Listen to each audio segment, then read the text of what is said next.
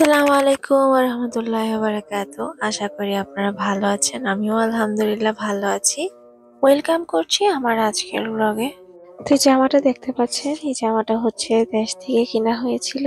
জামাটা এত সফট আর হাতের কাছে এখানে একটু কাজ ছিল, লেস লাগানো এবং জামাটার নিচেও ছিল। তো আজকে এটাই গায়ে দিলাম। কেমন লেগেছে বলবেন তো? হলুদ কালার আমার এমনিতেও অনেক পছন্দ। আর আম্মু কিনেছিলেন এরকম একটা, আম্মুটা ছিল সবুজ কালারের। আমার কাছে এরকম টাইপের জামাগুলো পরতে অনেক আরাম লাগে, সুতির কাপড় তো সেজন্য। তো আজকে পরলাম আর আপনাদের সাথে শেয়ার করলাম, বলবেন কেমন লেগেছে। তো এখানে ঘরের অবস্থা দেখতেই পাচ্ছেন। সোফার উপরে কিছু কাপড় আছে, এগুলো ভাঁজ করব যতটুকু সম্ভব পারি। তার মধ্যে এখানে কম্বলটা ভাঁজ করব। আর এই পাশে কিছুক্ষণ আগে আমার দুইজন বেবি যা পারছে তা খেলনাপাতি, ব্যাগ, কাপড় চোপড়, এই বক্সগুলো এখানে ছিল, এগুলো ফেলছে, যা পারছে করছে এই জায়গাগুলোতে। তো এগুলো একটু চেষ্টা করব করার জন্য। আর আলমারির কাপড় চোপড়ও অর্ধেক ফেলে দিছে। আর এখান থেকে বিছানাটা আমি করে নিব। তার মধ্যে হচ্ছে আর এই কার্টুনটা হচ্ছে আমি স্টোর রুমে নেব, একটু গোছাবো। কিন্তু আমার শরীর খুবই এনার্জি খুব কম পাচ্ছি, বলতে পারি না কেন। দুই তিন দিন আগেও ভালো ছিলাম, তো আজকে এনার্জিটা কম পাচ্ছি।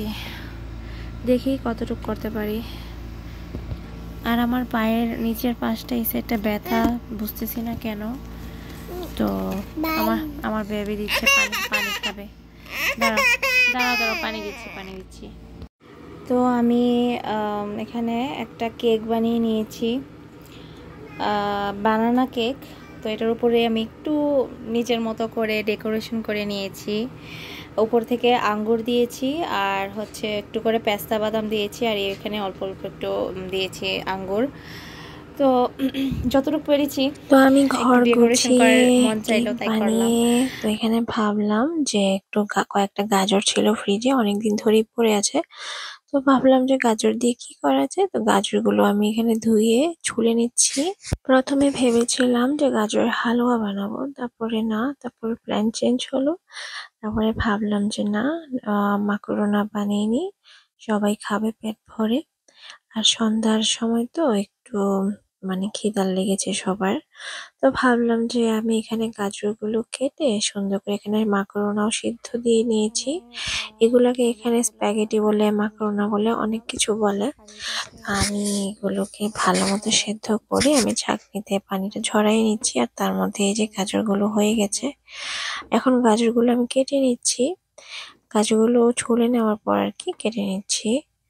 তো গাজরগুলো সাইজ মতো কেটে দিব, আমার যেরকম হয়। আর আমি এগুলোকে গ্রেট করব, তো সেজন্য এগুলাকে একটু অর্ধেক করে নিচ্ছি আর কি। কারণ একদম আস্ত দিলে মাঝে মাঝে একটু অনেক ধাক্কা দিয়ে করা লাগে, যার কারণে আমি একটু ছোট করে করে ইয়ে করে নিচ্ছি। কিছু গ্রেট করব, আর এখানে কিছু লম্বা লম্বা করে, দেখতেই পাচ্ছেন কিভাবে কেটে নিচ্ছি। খুব সিম্পল করে বানাবো, আহামরি কোনোভাবে না, আসলে সবাই বানাতে পারে। আমি আজকের রেসিপিটা অল্প করে দেখাবো, বেশি দেখাবো না, কারণ সবাই আমার চেয়ে অনেক ভালো মাকরোনা বা নুডলস রান্না করতে পারে। শরীরটা বেশি ভালো লাগতেছে না তো, তো তারপরেও কি আর করা, মায়েদের জীবন, নারীর জীবন এরকমই করে কাটাতে হয়। শুয়ে বসেও থাকা যায় না, দেখা যায় সন্তানের জন্য, পরিবারের জন্য একটু হলেও উঠতে হয়। বাচ্চারাও আবদার করতে থাকে যে আম্মু কিছু খাবো, আম্মু কিছু বানাও, কি খাবো আজকে।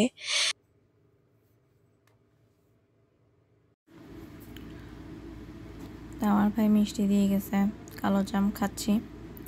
আমার কাছে কালো জাম মিষ্টিগুলো খুব মজা লাগে, কালো মিষ্টি, লাল মিষ্টি যেগুলো আর কি। তো খাচ্ছি আর কাজ করতেছি। তো চুলা এই দুই সাইড আমি পরিষ্কার করেছিলাম, এই দুই সাইড পরিষ্কার করেছিলাম, কিন্তু দেখেন আবার ময়লা হয়ে গিয়েছে। আর ওই পাশটা পরিষ্কার করা হয়নি, তো এইগুলো পরিষ্কার করবো আর কি। এখন আমি নুডলসটা বানায় নিব। আজকে হচ্ছে পেঁয়াজ দিব না, কারণ পেঁয়াজ আমার ভাই, তিনটা ভাই, তো তিন ভাইয়ের মধ্যে একটা ভাই পেঁয়াজ খেতে পছন্দ করে না। প্রত্যেকদিন বলে তুমি পেঁয়াজ দিছো কেন, পেঁয়াজ দিছো কেন।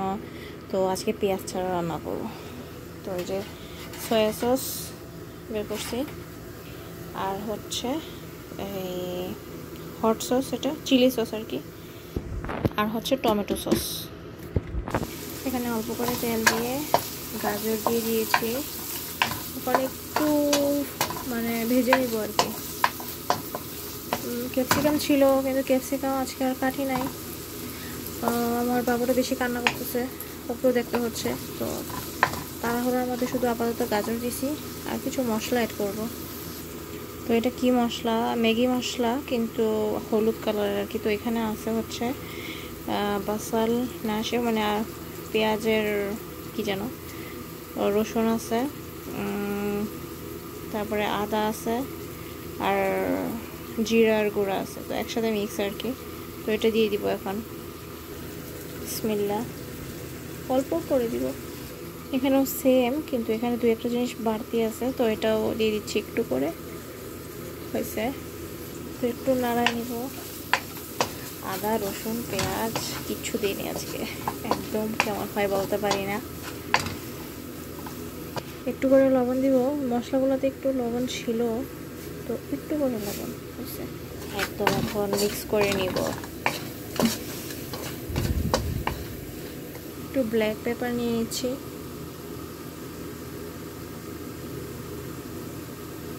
হয়েছে। এখন যে নুডলসটা সিদ্ধ করছিলাম ওটা দিয়ে দিচ্ছি। ও আল্লাহ, পড়ে না। তো এগুলো মিক্স করে নিয়েছি একটু। এখন আমি সসগুলো দিয়ে দিব। প্রথমে দিয়েছি সয়া সস অল্প করে, তারপর চিলি সস। চিলি সস এটা অনেক মজা লাগে আমার কাছে, তো একটু বেশি করে দিব। হয়েছে। একটু করে মায়োনেজও দিয়ে দিছি। তো হয়ে গেছে, আমি এখন এটা সার্ভ করবো আর কি। তার আগে আমি নামাজটা পড়ে আসি, মাগরিবের নামাজ। তার মধ্যে দেখেন আমার বেবি জুতা নিয়ে বসছে, এতগুলা তার কাজকর্ম করতেছে, জুতা গুনতেছে কয়টা আছে। এখানে কয়টা জুতা আছে বলো তো? কয়টা জুতা? কয়টা জুতা? আচ্ছা, আমার নামাজটা পড়ে আসি কেমন।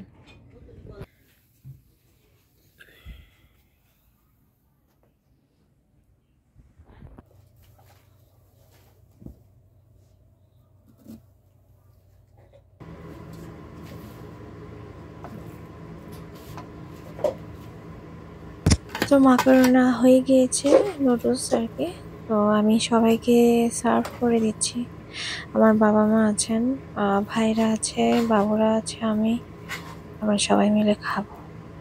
এমনি দেখতে কিন্তু ইয়াম্মি হয়েছে, অনেক কিছু মাইনাস করেছি, আলহামদুলিল্লাহ। তো এই তো নিয়ে এসেছি, এটা হচ্ছে ফাইনাল লুক। দেখেন কতটা মজা হয়েছে, দেখেই বোঝা যাচ্ছে। তো খাবো,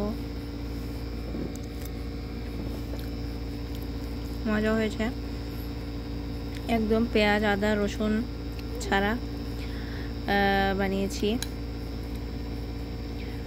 আর মাংস দিতে পারতাম, মাংস আসলে কাটাকাটি বাছাবাছি এগুলো করার জন্য আর মাংসও দেওয়া হয় নাই। ডিম বাসায় ছিল না, তাই ডিমও দেওয়া হয় নাই। এমনি নর্মাল যা ছিল তার মধ্যে তা দিয়ে বানিয়ে নিয়েছি। আপনারাও বাসায় ট্রাই করতে পারেন।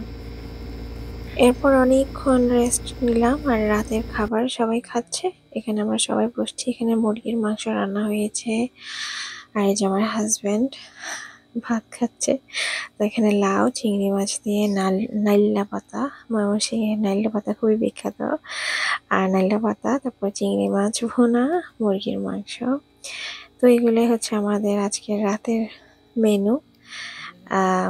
আর একটু কাছ থেকে দেখিয়ে দিচ্ছি।